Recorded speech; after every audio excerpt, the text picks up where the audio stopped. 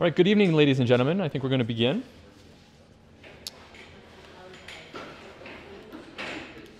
So this is a bit of a different AGM because the membership that we had at the time that notice went out for this meeting was the board of directors. And that notice went out at the last board meeting. And all of you that have signed that sheet that was going around, I think Patty had brought it around, you're now members of the Olds Institute, officially. If anybody would like to be stricken from that list, you better say something now. You'll be expected to vote going through the meeting. Okay, so we do have quorum then because every member is here. That's not entirely true. There are some board members missing, so but we do have quorum by a long shot. Okay, so we'll start with the agenda. We do have a proposed change to the agenda, which is I'm going to give a little talk as the chairman, and then Mitch is going to get up and speak more to the points of what we've been doing over the last year as an organization, and then he is going to number 7, where the executive director's comments is going to move up after that, just to consolidate. So that'll be the change. So number 7 will move up before number 4 there as a change to the agenda. Okay. So are there any other changes to the agenda? Okay. Hearing none, can I ask for a motion to approve this evening agenda as presented? Deborah so moves. All in favor? Opposed, if any? Carried. Minute adoptions. Minutes from our last board meeting, last AGM, were circulated to the board. So I guess these are them here. I imagine that the new members have not had a chance to go over these minutes yet, but can I have a motion to accept the minutes from the last AGM as presented? Okay, Greg so moves. Can I have all in favor? Please raise your hand. All opposed? Okay, carried. All right, so I was just going to give a little chat about sort of the finer points of the last year, and in conceptual terms, and over the course of my time in the Olds Institute. So, as most of you know, I have volunteered in a variety of capacities in the OI since 2008. I've served the past 2 years as the chairman of the board of directors, and I am stepping down as the chair in the coming month. However, plan to remain on the board of directors if they will have me. Leading up to this AGM, I have been reflecting back on the last 8 or 9 years since moving to Olds and joining the Olds Institute for Community and Regional Development. Being part of this organization has been an important influence on who I am, and I've grown in many ways, and for this I'm grateful to all of you. In 2008, I didn't really know what to expect as an OI volunteer. However, I was very excited to be involved in the organization, and in an organization that was talking about sustainability. I was quickly introduced to process by one of our dearest and most passionate volunteers, Rita Thompson. And soon after, I was asked to chair the sustainability group. And through attending these meetings and meetings with the board, through conversations with the board chair at the time, and with long-standing members of the Olds Institute, volunteers at the Olds Institute, many of them continued to be dedicated volunteers. I learned much about the history of this organization. My history lessons continue when I joined the Olds Institute board in 2014 and was nominated as chair in 2015. Over the years, and especially in the past 2 years, I've seen many changes that affect our community and the OI deeply, and many more changes are ahead. The drivers in the Alberta economy are in the midst of profound change, and this will certainly have an impact on our direction and decisions. The vacancy rate in our Uptown Olds is on the rise, which makes the work of our Uptown Olds Committee and of the Bear Committee more important than ever. Social changes are arising due to a weakened economy and will be met by our Community Lifestyles group. The hunger for broadband internet is growing exponentially, and the champions of technology in our organization are poised to expand and reach reach out with ONET and fiber access. From the governance perspective, there are new faces in the leadership in many of the organizations in our community and many of the organizations that are represented at the Olds Institute board table. With this, we welcome fresh perspectives and shifts in the dynamics of our leaderships and in our relationships. The county has become a voting member of the Olds Institute board, increasing our scope and our reach and our responsibilities. And in the last 2 board retreats, we spent a lot of time discussing the life cycle of our organization and of its initiatives. We discussed change management and our organizational future, and specifically, we were introduced to and explored the concept of the chaotic path. There are several governance styles. I'll explain the chaotic path. There are several governance styles in organizations, and they range from one extreme that is called control, in which every decision is made by the governing body, controlling all aspects of the organization. And on the other extreme would be KMOS, which is a model where there is no direction from a governing body, and I don't think the most effective model. And in the chaotic path is where there is order, but it meets with chaos, hence the name chaotic. It is a place where the known and the unknown come together. You know you're on the chaotic path when you're forging ahead, making progress, but it feels like you are barely holding things together. Right, Mitch? This is where the status quo is challenged and where innovation thrives. This can be a very tenuous and scary path, but it is on the edge that we evolve as an organization and where we are most responsive to the needs that we serve. We as the Olds Institute have always struggled trying to explain who we are and what we do. We struggle to manage the changes. That's because we are unique, we are wide-reaching, and we are holistic. We strive to be early adopters of social change, embrace cultural diversity. We are innovators of technology and social economy, and we are now seeking environmental champions. Anybody? We walk the chaotic path whether we like it or not, as the Olds Institute. And as a board, we continually wrestle with how to best manage and support an organization in this paradigm of constant and rapid change. How do we embrace the chaos while remaining organized? How do we measure our success? How do we keep track of everything that is happening in such a complex organization? This is what our leadership is constantly challenged with. In order to meet the challenges that come with the rapid change paradigm, I've borrowed some nuggets of wisdom that I believe will help in the leadership of our organization. So in order to be successful in this paradigm, I believe we need to be clear in our purpose and in our values and articulate our purpose and values. We must focus and value on our strengths. Although so much is changing, some things remain constant, such as the great work that we do here and the devotion and dedication by the volunteers and staff of the Olds Institute. We need to share our history. Where we came from is immensely important. When we share our history, we bring others along. Sharing our history is key to building succession. So unless you want to be doing this forever, I suggest you share your history. However, don't always assume that what worked yesterday will work today. It is important to create measurements, have debriefings, and generative discussions about what we have done and what we will do. This will help us to see where we are in the life cycles of our initiatives, when things are growing and flourishing, when they need to change, and when they should be allowed to die. When we have these discussions, be sure to have diversity in perspective. The whole is greater than the sum of its parts. And I'm still fascinated that every meeting I go to, at least one of my views is turned on its head, and the outcome is often grander than I had imagined. Most importantly, we must be adaptable. We need frameworks, but not rigid structures. Change can be a frightening thing, and as I'm sure you've all experienced, life eventually drops us in the middle of what we fear most, like public speaking. By maintaining clarity in our purpose and values, focusing on our strengths, sharing our history, and having diversity in perspectives, and by building adaptability into our frameworks, we can embrace change. I believe that is how we will best serve this ever-evolving community.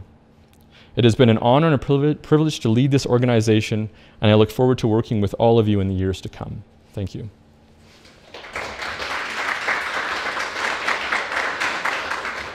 So I'm not sure if it would be fair to let him get off the stage without asking some really tough questions. So if anybody can think of something, now's the time. Yeah. In 2016, we maintained 3 full-time staff positions. One was myself, the second Patty Simoneau, and then we shared a position, which was shared by Dean Owen, our Marketing and Communications Coordinator, and Nish Naidu, our Project and Marketing Support Person.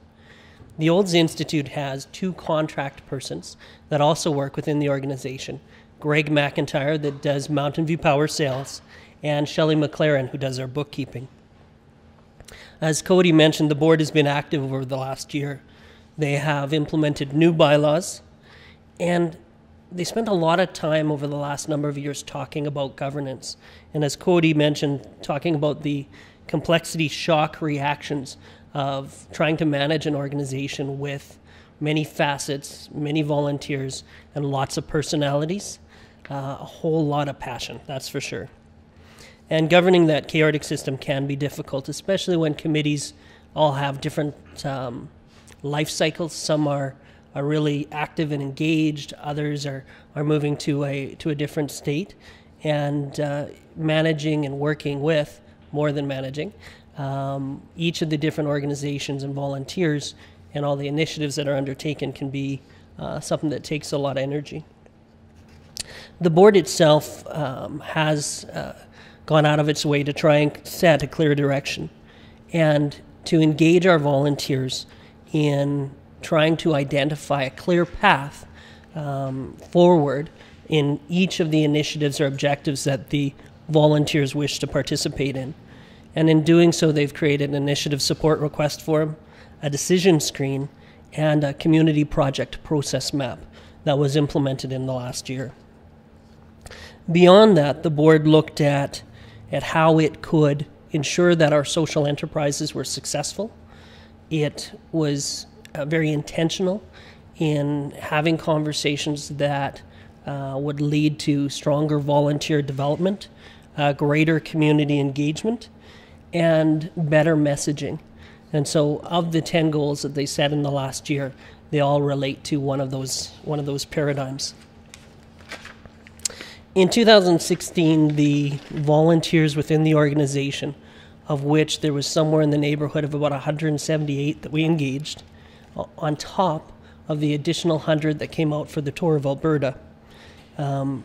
These individuals and volunteers participated in more than 30 projects, initiatives, or committees. The Business Attraction Retention Committee worked on the Business Visitation Program. Through CAPE, we participated on the Broadband Committee, the Community Needs Assessment Committee, and the Marketing Committee. Through the Central Alberta Regional Innovation Network, we've helped to develop a hub and spoke model that will lead to commercialization and opportunities for local business to participate in the innovation space. In the coming weeks, there will be an announcement of the development of an incubator, and we've been able to participate on the committee to help steward that growth. The Citizens of the Year: Donna Smith, our Citizen of the Year; Emily Vandermeer, our Youth Citizen; and Elsie Machel, our Humanitarian of the Year, were acknowledged and celebrated at the Rotary Harvest Ball this year. And the Olds Institute worked to facilitate videos for each of these people and actually solicit nominations. Our Community Lifestyles Committee reached out to over 200 people to get responses in relation to how friendly our community is to seniors and people with different abilities and their mobility and other obstacles that might be in their way. We held the Community Information and Registration Evening and held an event for the Community Legacy Fund. There were donations made to the Olds Historical Society and the Olds Hospice Society out of the funds that were, out of the revenues generated from this fund. a beautiful lady with a ton of talent and an active volunteer within the organization was nominated as one of the Women of Excellence. And if you haven't had an opportunity to congratulate Bev for that nomination, she was nominated last year. And this year, the committee has nominated Kathy Camry, Tracy Gardner, and Dot Negropontis. The Discover Olds Tourism Committee was formed in the last year to develop a tourism strategy for the community. Beyond that, we worked with the Central Alberta Tourism Alliance to further the Central Alberta Destination Management Plan and to support the Rockies to Badlands communities in their tourism initiatives. Those are the communities of Kneehill and Mountain View, the counties of Kneehill and Mountain View, and the communities of Olds, Trochu, Three Hills, and Sundre. We continue to develop out everything Olds, and some of you may have recognized the My Olds hashtag that we've tried to promote in the community. Our Fair Trade Committee, chaired by Bev Taves, was awarded the Fair Trade Event of the Year by the Canadian Fair Trade Association. And that committee continues to do lots of work to ensure that we are thinking about our ethical choices when purchasing, to ensure that there are local choices and global voices that are heard in the fair trade space. Mountain View Power, Doug Martinson would not let me leave this building if I didn't tell you that Mountain View Power is one of those big funding mechanisms that never gets its due.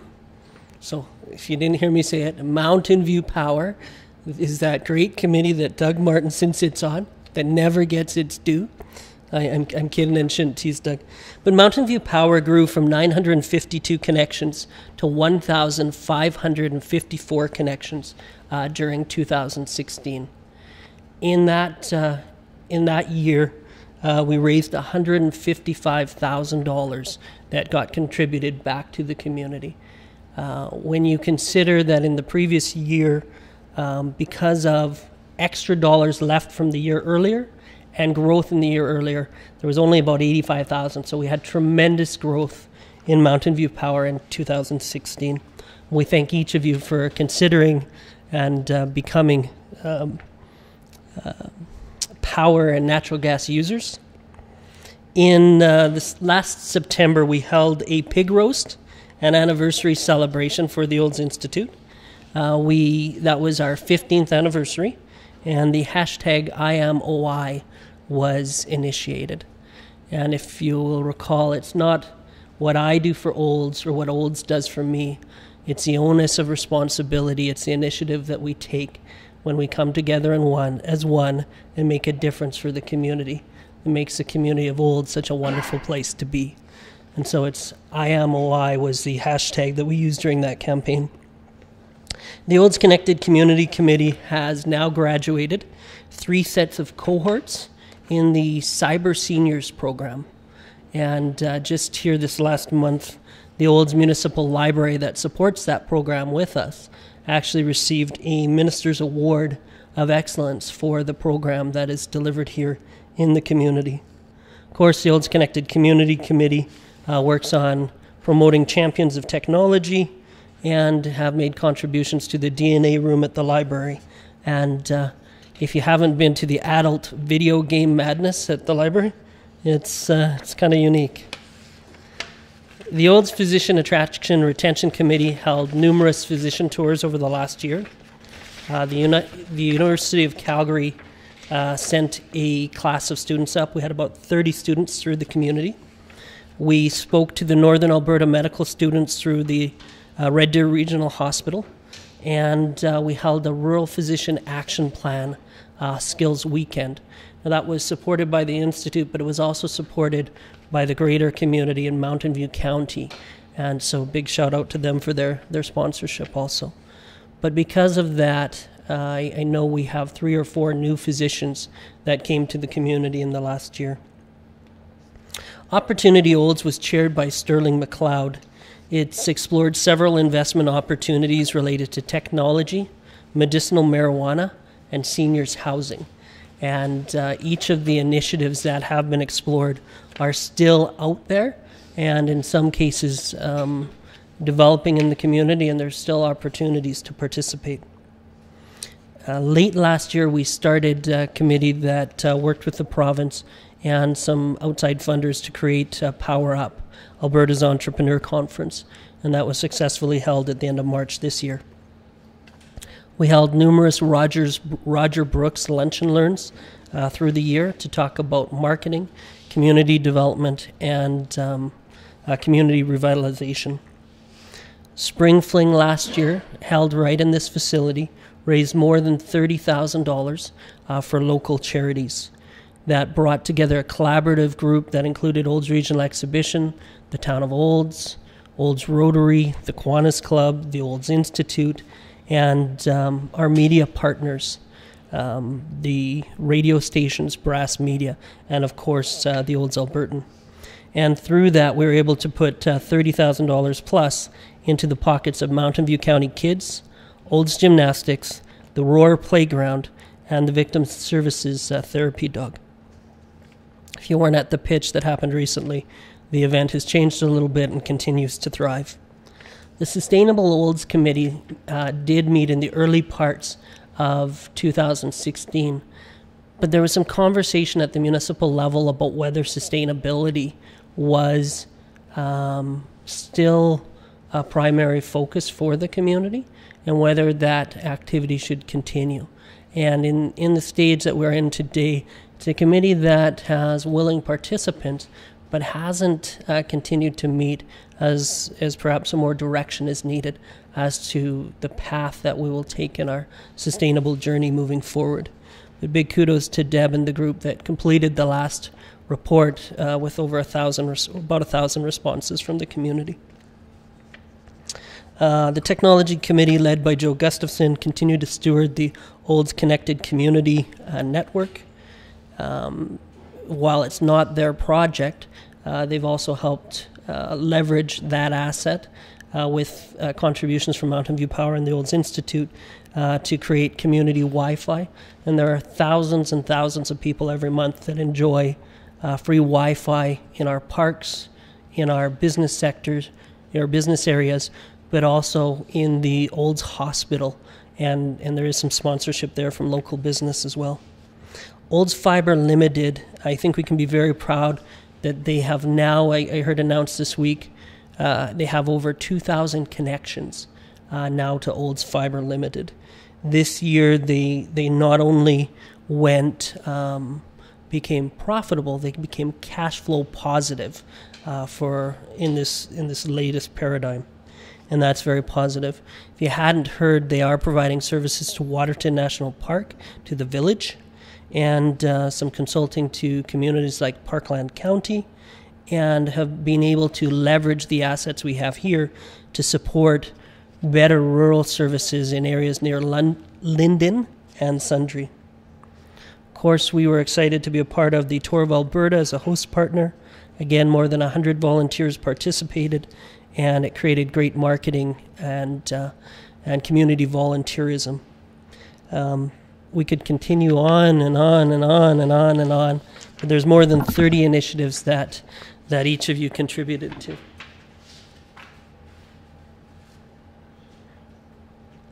Thousands of hours of volunteer effort contribute to everything that we've been able to achieve.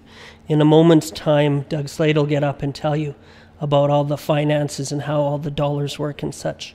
The town of Olds has been our biggest champion from a funding perspective. In 2016, they provided 54% of our funding. In 2007, and we had a late year in doing our budgeting, and so there wasn't a lot of grants written. In 2017, they'll actually contribute about 42% of our budget. But been great champions for the Olds Institute, and many of the staff contribute. We are an enterprising nonprofit in a very unique space, with new leadership at the town, new leadership coming to the college, new leadership at the Chamber of Commerce, and a change in new leadership coming to Mountain View County.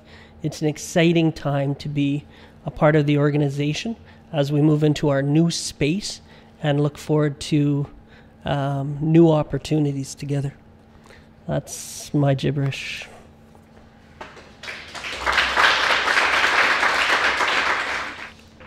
Thanks, Mitch. I'll speak to the financial statements. They're on the screen up here. I'm not sure the people at the back can see them unless your eyesight is really, really good. But what I will do is try to explain some of the numbers and some of the trends. Certainly, if you have any questions, I'll do my best to try to answer them for you. Our formal report is addressed to the members of the Olds Institute for Community and Regional Development, and it states that we've audited the accompanying financial statements of the organization, which comprises a statement of financial position on December 31st and the statement of revenue and expenditures, changes in net assets, cash flows, and various pages of notes and other explanatory information. An audit is such that we are required under our professional obligations to maintain independence, so that we are looking at the financial statements from a purely outside view. There's a comment in our audit report that says that management is responsible for the financial statements because management are the people that look after the day-to-day transactions of the organization and all of the decisions that are made. We do assist with the preparation of the financial statements, but our main responsibility is to ensure that all of the transactions are completely and accurately recorded in the financial statements, and that they properly present a picture of what actually happened during the year. Now, obviously, we use our own professional judgment in terms of the amount of work we dedicate to certain areas within the financial statements based on risk and based on our understanding of internal control and the difficulty in terms of looking at various suppliers' invoices or other agreements. We also have to ensure that they do adhere to generally accepted accounting principles. So, in our opinion, the financial statements present fairly in all material respects the financial position of Olds Institute for Community and Regional Development as at December 31st, 2016, and the results of its operations and cash flows for the year then ended, and they are prepared in accordance with Canadian accounting standards for not-for-profit organizations. So that's our formal report. Now,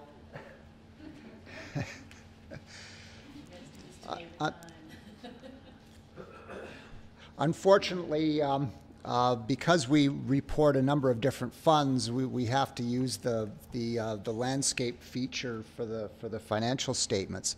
But in essence, what you've got is you've got three pools of money that we account for. The general fund covers the administrative activities of the organization and also include all of the work of the various committees that Cody and Mitch had been referring to. You then have another pool of money, which is Mountain View Power, which is accounting for all of the transactions, for all of the revenues that come in for the billings for hydro and for gas and any related expenditures for that. And then the third fund is the Olds Connected Community Network Fund, which for the purpose of these statements essentially is the investment that Olds Institute has in Olds Fiber Limited. The organization for the year the general fund brought in $248,000 worth of revenue for the year, and that was primarily contributions from the town of Olds through their grant, which is $150,000 each year, and then they also contribute towards the staffing costs for some of the people that, particularly like Mitch and some of the other people that work for the organization. as Mitch had indicated, from time to time the organization does get grants for various special projects. There were no special grants this year, but as he also indicated, there'll probably be some forthcoming in 2017. And obviously that's something that varies from year to year depending on the grant opportunities that are there. The total administrative expenses and committee expenses for Olds Institute were about $437,000, which is board-related costs, office and administrative-related costs, and then there was direct costs that various committees had spent to cover their mandate. The committees spent a total of about $142,000. So because there wasn't a lot of grant money coming in, but you did have a lot of various administrative expenses, then there was, under that pool of general fund dollars, there was spending in excess of revenue of $188,000 for the year. But offset that, if we consider the Mountain View Power, it brought in revenue in terms of its share of the billings for the customers that are signed up for Mountain View Power of over $193,000 this year. It doesn't have a lot of direct expenses against it. There's some administrative costs and there is some utility costs totaling $34,000. So it generated an excess of revenue over expenses of almost $160,000 this year. So if you combine the general fund activity and the Mountain View Power activity, it came very close to breaking even for the year. Of course, the third aspect of the organization is the investment that you've got in Olds Fiber. Olds Fiber pays a fiber access fee to Olds Institute because Olds Institute owns the fiber that's in the ground. In prior years, there was interest that Olds Institute was collecting from Olds Fiber for the money that it had advanced over the last number of years. But the boards of both organizations had come to an agreement that because Olds Fiber was still experiencing some cash flow difficulties up until this year, that they would forego the interest on the shareholder loan. So that limited this year the amount of money that was collected compared to the prior year. Expenses, we do have to, for accounting purposes, depreciate the value of the various assets that are in the ground, and there's also interest that's paid on money that's been borrowed through the town of Olds, ultimately from Alberta Capital Finance. So the total depreciation that we expensed during the year was $812,000. The total interest that the organization paid was $432,000. So there was a net excess of expenses over revenue under that particular fund of almost $500,000. But just to keep in mind that that's not all cash, because of the fact that $800,000 of that was a bookkeeping entry for depreciation. Because Olds Institute owns 100% of the shares of Olds Fiber, Olds Fiber had reported a net operating loss of $1,500,000 this year. Again, a lot of that is because of depreciation as well. Mitch had made reference, and there's also, for anybody that does want to peruse the financial statements at a later date, there is some information on Olds Fiber that's in the financial statements, and one of the positive trends that we saw with their organization was that they do have this year finally a positive net cash flow. So that's sort of an encouraging trend, and I think will be more indicative in the future as they look to look at additional opportunities to leverage the asset that they've got, and also the fact that they pretty much incurred all of the capital costs that they need to incur. So certainly with the total picture, we have a total loss or deficit of just over $2 million, but Most of that is, as I said, a result of the operations of Olds Fiber and also a result of claiming depreciation on all of the infrastructure. If we look at the actual financial position of the organization at the end of December, you had $218,000 cash in the bank. There was another $38,000 to $40,000 of money that was owed to you in terms of receivables. You have, at cost value, over $5.5 million of infrastructure invested in the Olds Fiber network and the fiber that's in the ground that's owned by Olds Institute. To finance that, there was a total of almost $18 million worth of debt that at some point in time will have to be retired, but there's scheduled repayments over a number of years, and the town of Olds has been assisting in terms of reloaning some of the money that has already been paid on some of that debt. So if we look at the financial statements as a whole, you do have to kind of look at all of the individual funds, and that's why I've been speaking to the individual funds, is because they each have a unique aspect to the total picture. But certainly the fact that you know, the numbers indicate that for most of the day-to-day activities, you operate pretty much on a break-even basis, and I think the financial statements probably reflect that.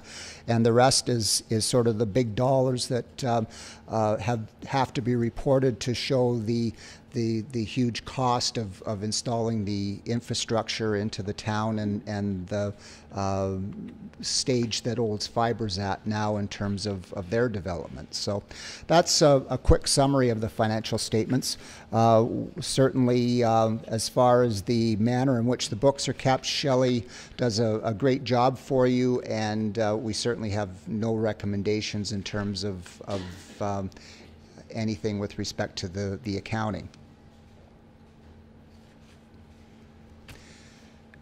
Does anybody have any questions?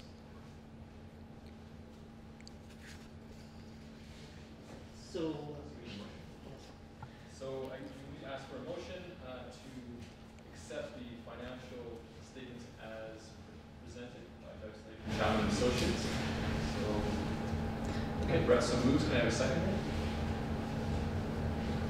Greg seconds. All in favor? Opposed, if any? Motion carried. Thank you. Thank you.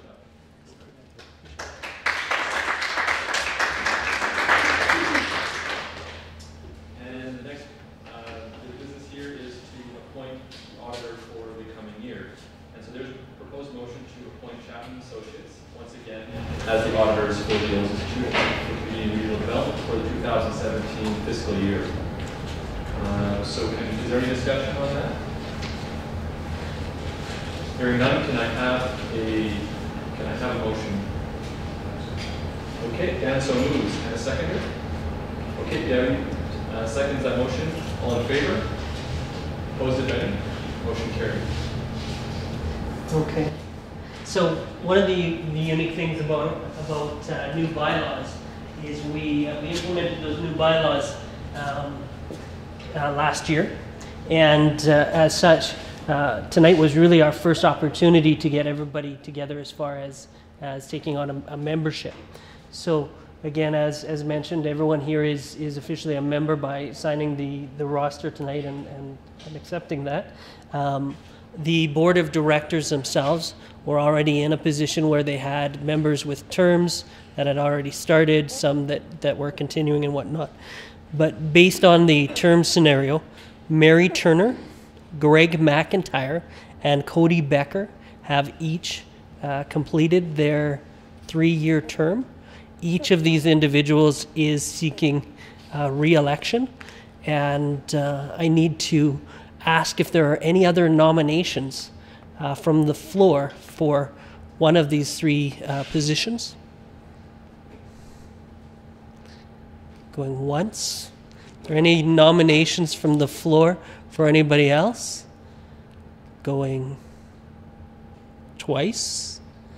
Are there any other nominations from the floor a third time? Okay. Being that there are no nominations from the floor, I would have, I guess I will declare them them elected, as it was our chairperson that was up. So these gentlemen and Mary Turner have all been acclaimed. You had the opportunity to listen to me babble earlier, and so I won't take that too much further. But when we'd set up the meeting initially, I was coming up at the end, and the rationale for that is that we are in a really unique time and space. It's an election year. There's lots of new leadership in different places, and there's a great opportunity for us to collaborate and network and build on the relationships that we have. You heard Cody suggest earlier that his business is taking him to Calgary, and that he's retiring later this month. And our vice chairman, Bill Hall, has agreed to continue on and take the role as chairman. And so I'd just like to acknowledge Bill, and the board of directors will officially pass the gavel at their next meeting. But Bill, thank you for your willingness. Brett Musichka has agreed to take on that onus of responsibility of being the financial guy, or the accounting guy, or the treasurer guy, or all. Mary Turner is willing to stay on the executive, and Greg McIntyre has suggested he's willing to step up as a vice chair as well. And so there are a full list of individuals that have suggested they are willing, but the board will go through a process at the next meeting to formalize that. With that said,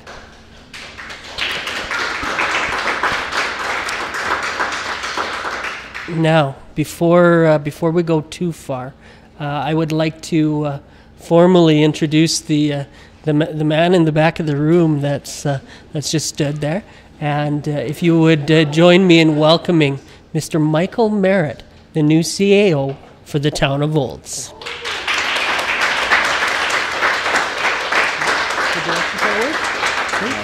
Thanks very much, Mitch, for the introduction. And I am Michael Merritt. I am the CAO as of a week and 7 hours ago or thereabouts, so thank you very much. I'm looking forward to this opportunity to lead the town into lots of exciting endeavors, and one of them is to be a partner with the Olds Institute. I've been briefed up on a few of the items that have been raised here, so I look forward to working with everybody. Just a little bit about me. I've spent most of my adult life working in Alberta. It's been this is my third time back, so I started in 78 as a summer student, 82 to 86 working with the Alberta government. Actually my wife decided to move back to Ontario, so I followed her to be closer to her parents, and then I, 2 years later, moved to New Brunswick, and she followed me. Then I came back to Alberta to become executive director and then assistant deputy minister of municipal affairs. So municipal excellence awards and MSI, municipal sustainability initiatives and grants are all part of my life. A lot of those were created during my tenure and such. I decided my two daughters were going to university back in Nova Scotia. My dad was 89 at the time, and I thought it was time to head back home to where I was born and raised to spend the last few years with my dad. Unfortunately, he passed away about a week after I got there, but my two daughters finished their university, and they're both here in Alberta, both working in Calgary. So we've seen them the last 2 weekends we've been here. So we did buy a house on Winter Drive, so we are residents of Olds. We are members of Mountain View Power.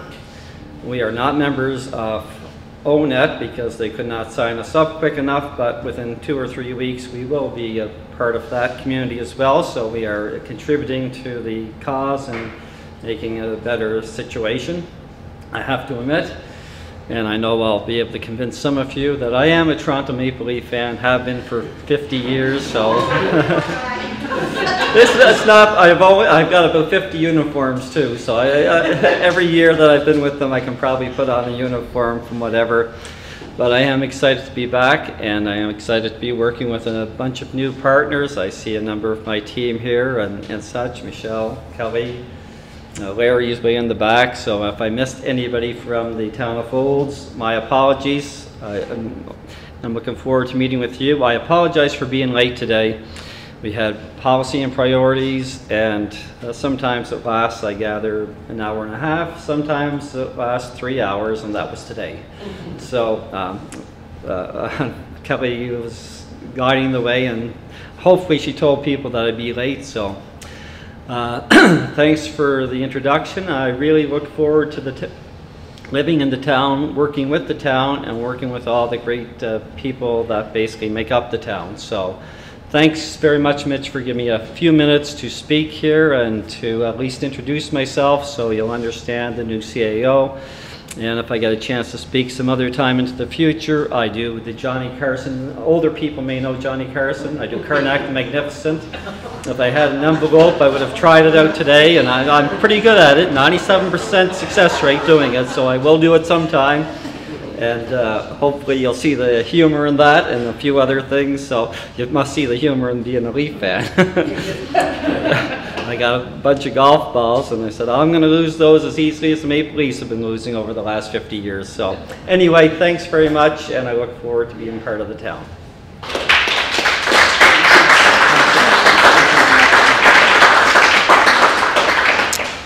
Now, ladies and gentlemen, at the end of an AGM, the only person more committed than a Toronto Maple Leafs fan is generally our administrative coordinator and probably our marketing and communications person. So if you could also join me in just a round of applause for Patty and Dean and Greg and your staff team, that'd be great too, because they work out for you.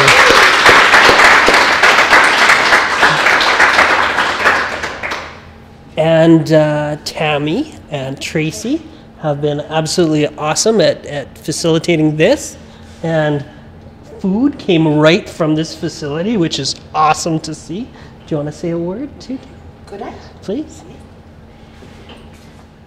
Just on behalf of the Olds Regional Exhibitions Board of Directors and membership, we want to welcome you tonight. We're very excited to have an opportunity to showcase our newly renovated facility. Some of you that remember our early Chautauquas will recall our dream of a pardon me, of a convention space with trade show capabilities, and that is what the Cow Palace retrofit has become. And it truly has been a result of the community endorsement. Rotary made significant investment into putting the asphalt in on the floor in time for the Olds College car auction, and from there we built toward the implementation of the community commercial kitchen, and we look forward to it receiving greater use as the months go on. We also encourage everyone to stop by and support our local vendors every Thursday starting May 25th. We look forward to some amazing events this summer. We've got 2 weekends of high school rodeo, provincial finals the last weekend of May, the first weekend of June. We look forward to Summer Synergy's 8th production, which is a wonderful partnership between the exhibition, Calgary Stampede, Olds College, and 4-H Alberta. We'll have 4-H Alberta returning again August long weekend to celebrate their provincial centennial. And then we look forward to the return of Oldstoberfest in September. So we also want to encourage everyone to join us June 24, Tracy, for our second version of a beer festival. And Tracy has just created a very passionate committee that are working very hard. We've got how many breweries, Trace? 11 breweries committed. So it will be a great day for those of you that enjoy craft beer. This year we are also featuring wine and spirits, as that will be some nice diversity to the event. So please keep us in mind for any events that you would like to host in the community. We are the only venue that can handle 1,000 people in Mountain View County, and we're very proud of that, and we hope to be continually utilized as a gathering space for celebrations. Thank you.